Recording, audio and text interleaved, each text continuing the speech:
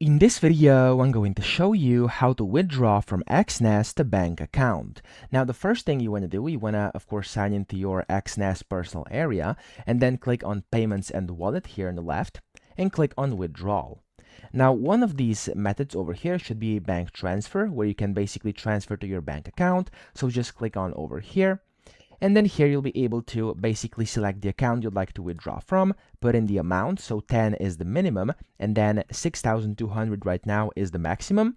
And then after you do that, after you type in how much you'd like to withdraw, over here, it's going to say to be withdrawn, and then the average payment time is 1 day with 0 fees, as you can see, and then just press continue, put in some more of your details, and you'll be able to withdraw from Exness to your bank account. If you're having any trouble, you can just click on how do I withdraw with bank transfers over here, and you'll get help from their direct help center over here in case something goes wrong, or of course, if you need more info, you can just contact them via their assistant over here on the right hand side at the bottom. So that's it. I hope this video helped you out. If it did, please subscribe to the channel and help me out as well.